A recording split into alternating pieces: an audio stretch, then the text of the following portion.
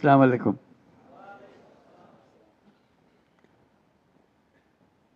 তোমাদের দেখছি আর ভাবছি কি একটা স্বপ্ন আমাদের সবার সামনে, তোমাদের সামনে, জাতির সামনে তোমরা নিয়ে এসছো। প্রথম শুরুতেই আমরা যারা শহীদ হয়েছে তাদের কথা স্মরণ করি। যারা শহীদ হয়েছে তারা চলে গেছে, এবং তোমাদের দিকে তাকাচ্ছিলাম, ভাবছিলাম তোমরাও শহীদ হয়ে যেতে পারতে। এটা শুধু ভাগ্যের খেলা, তুমি এদিকে রয়ে গেছো, সেই দিকে চলে গেছে। আজকে তারা আমাদের সঙ্গে বসতে পারতো,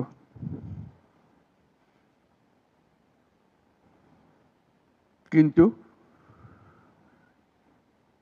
সেই সুযোগ তাকে দেওয়া হয়নি, তাদেরকে দেওয়া হয়নি।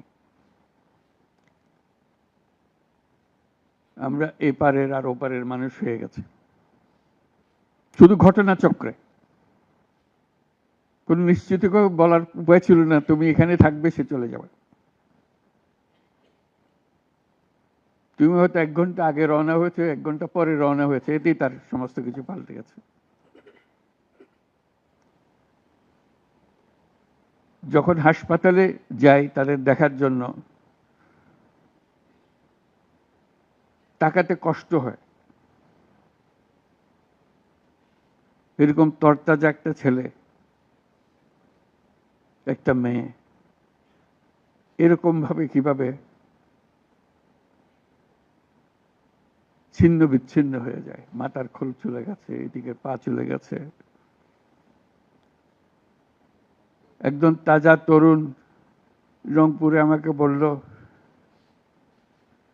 ফুটফুটে একটা ছেলে, স্যার আমি সারা জীবন ক্রিকেট খেলতে চেয়েছিলাম, ক্রিকেটার হব।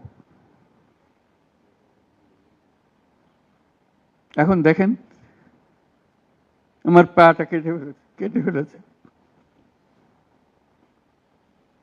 ওই পা রাখার আর উপায় ছিল না।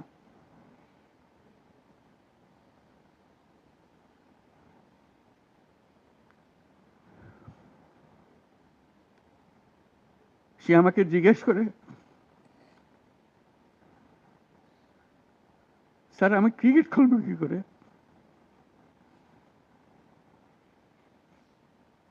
ক্রিকেট তার মাথার থেকে যাচ্ছে না, পা নাই।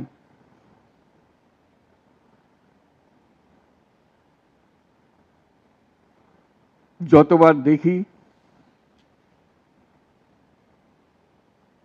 ততবার মনের সামনে প্রশ্ন জাগে।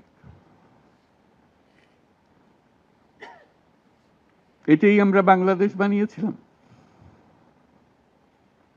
যেতগুলো তাজা প্রাণ তাদেরকে ছেড়ে চলে যেতে হয়েছে।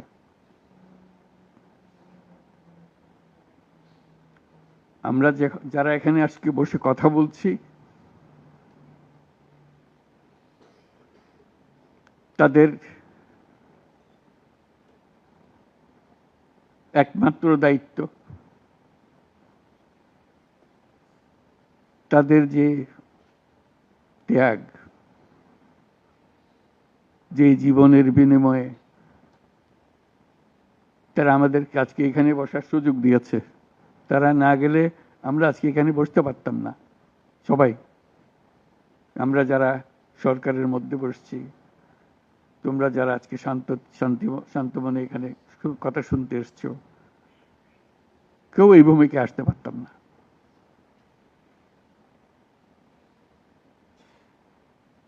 কালকে একটা হাসপাতালে গেলাম, আবার সেই দৃশ্য।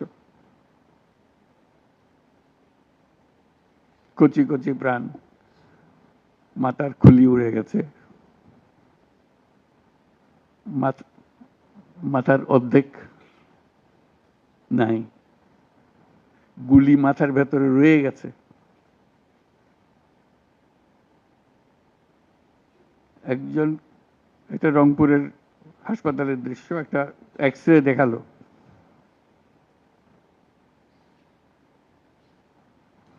মানে দাগ, অসংখ্য ছোট ছোট ছোট ফুট ফুট ফুট ফুটে ফুটে করা ছবি। আমি বুঝতে পারতেছিলাম এটা কি দেখাচ্ছে আমাকে। আমি জিজ্ঞেস করলাম এটা কি? যেগুলো গুলি তার শরীরে এখনো রয়ে গেছে, সে বেঁচে আছে, রাবার ব্লাড।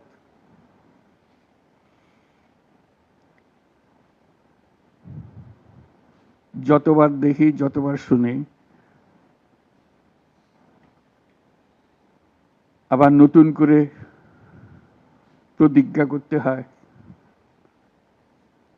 যে স্বপ্নের জন্য যারা প্রাণ দিয়েছে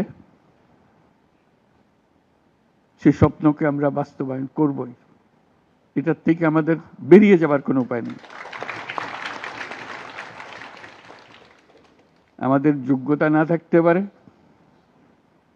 আমাদের ক্ষমতা না থাকতে পারে,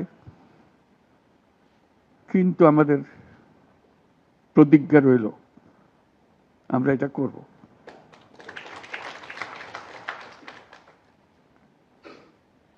আমি খালি দেখি এই যে ছবিগুলো, আমি তাদের সাক্ষাতে ছবি বলতে যে দৃশ্য দেখলাম, এটা তো সবাই দেখছে না। যারা হাসপাতালে আসছে তারা দেখছে, প্রতিদিনের ঘটনা, একবারের ছবি না। মানুষকে এটা তো জানাতে হবে, বোঝাতে হবে যে কি এর পেছনে কি ছিল। মানুষ এমনিতেই তোমাদের পেছনে অত্যন্ত উৎসাহ সহকারে যোগ দিয়েছে। এটা কোনো তাকে কেউ স্লোগান দিয়ে, কেউ হাত বুলিয়ে বলেছে এই কথা না, কারণ তার মনের সঙ্গে তোমার মনের একেবারে সোজাসুজি মিলে গেছে। দেশের মানুষ যা চায় সে কথাটা তোমরা স্পষ্টভাবে বলেছ, তোমরা প্রাণ দিয়ে বলেছ। তোমাদের যে সম্বল ছিল সেটা একমাত্র সম্বল ছিল তোমাদের সাহস, তোমাদের শরীর। এইটাই তো একমাত্র জিনিস আমরা দিয়ে দিতে পারি। কিন্তু আমরা যে লক্ষ্যে পৌঁছতে চাই সে লক্ষ্যে আমরা পৌঁছবো, এটাই ছিল তোমাদের প্রতিজ্ঞা। সেজন্যই ওরা তোমাদের কাবু করতে পারে না। এই সাহস যেন তোমাদের স্থায়ী থাকে, এটা কোনো কালে কোনো কারণে যেন এটার থেকে কমতি না হয়।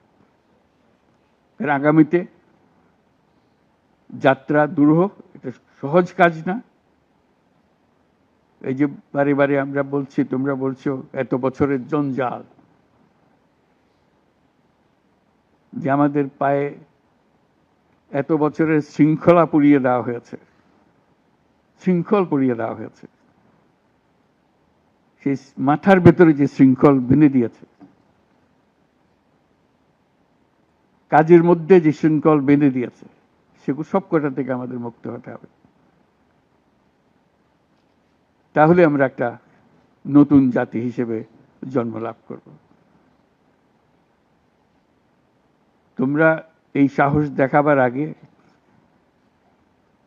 আমরা একটা দুঃস্বপ্নের মধ্যে ছিলাম,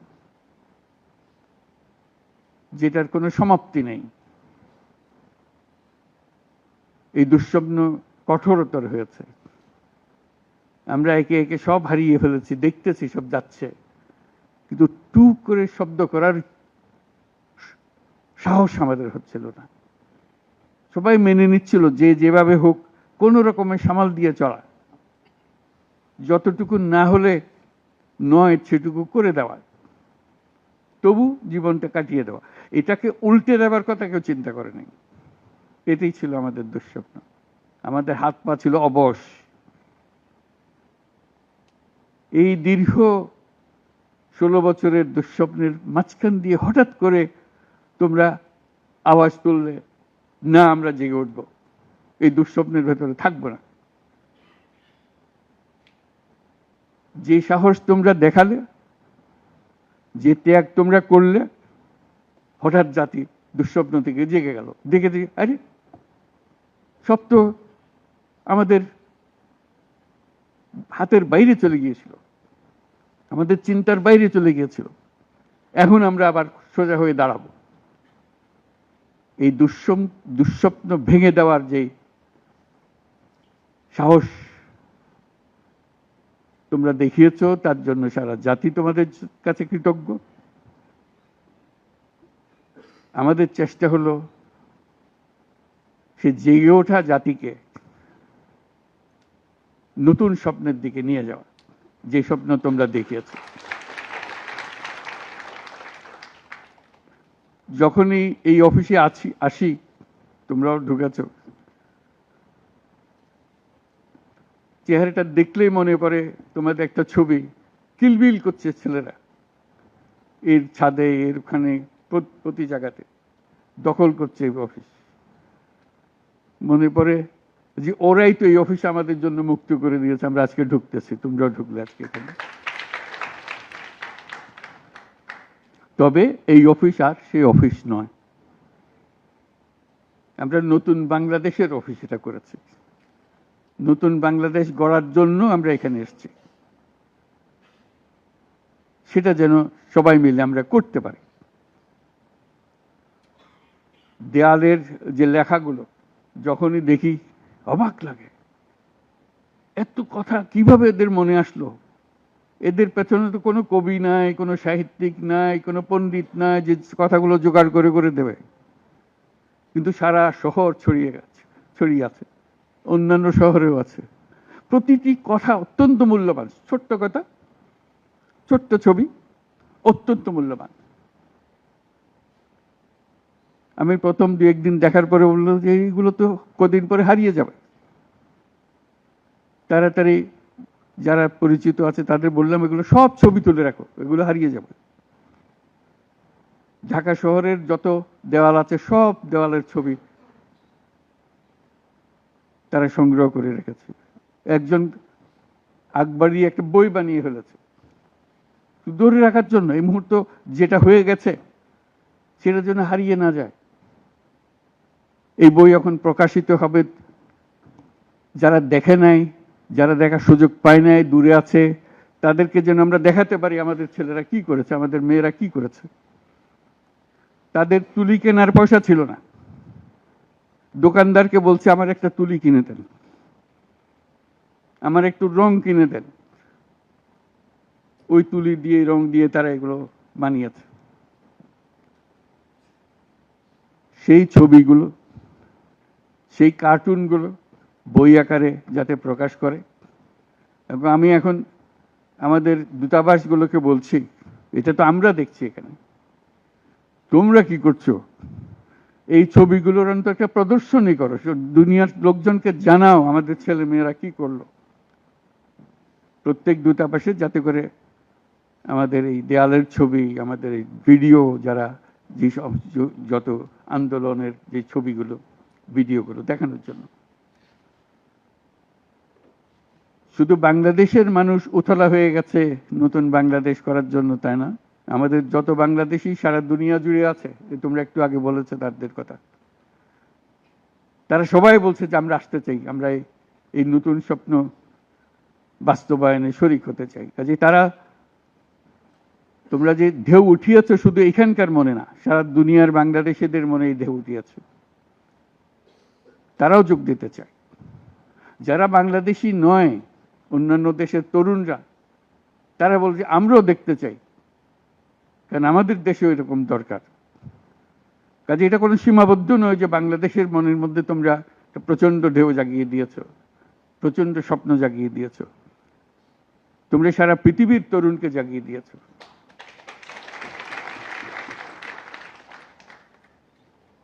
আমি অতীতে বারে বারে বলেছি অন্য প্রসঙ্গে যে এই তরুণদের হাতেই সৃষ্টি হবে নতুন পৃথিবী। আমরা যারা বয়স্ক তারা বাতিল, তারা পুরনো চিন্তা ধরে রেখেছে, ধারণ করে রেখেছে, ওদের দিয়ে নতুন পৃথিবী সৃষ্টি হবে না। কাজেই তোমরা যেটা করলা সেটারই একটা সূত্রপাত, যে তরুণদেরকে দিয়েই নতুন পৃথিবীর সূত্রপাত। এটা শুধু নতুন বাংলাদেশের সূত্রপাত না, এটাই নতুন বাংলাদেশের মাধ্যমে নতুন পৃথিবীর সূত্রপাত করছো তোমরা। কাজে এটা বিশাল একটা কর্মকাণ্ডের মধ্যে তোমরা নিয়ে আসছো পৃথিবীকে। তোমাদের দেখে তরুণরা শিহরিত হবে, তরুণরা আন্দোলিত হবে যে হ্যাঁ তাই তো, ওরা পারলে আমরা কেন পারবো না। তোমরা ইতিহাস। আজকে মনে হচ্ছে সাধারণ কয়জন তরুণ সামনে বসে আছে, কিছুদিন পরে এই সাধারণরাই অসাধারণ হিসেবে পৃথিবীব্যাপী স্বীকৃত হবে, যেহেতু তোমরা অসাধারণ কাজ করেছ। সেই কাজে যেন বিরতি না আসে, এটাই হলো আমাদের প্রতিজ্ঞা, যে আমরা যেন করতে পারি। তোমার অনেক কথা তোমরা বলছো, অত্যন্ত মূল্যবান কথা, এখানে দাঁড়িয়ে দাঁড়িয়ে যারা বললে অত্যন্ত মূল্যবান কথা, আমরা যেন ভুলে না যাই। আমরা যারা দায়িত্ব নিয়েছি তোমাদের এই স্বপ্নগুলো বাস্তবায়ন করা, তাদেরকে যেন মনে করিয়ে দিতে পারো আমাদেরকে। আমার একটা প্রস্তাব থাকবে নাহিদ, আসিফ এবং তোমাদের সবাইকে, অন্তত মাসে একটা করে চিঠি লিখো আমাদের কাছে।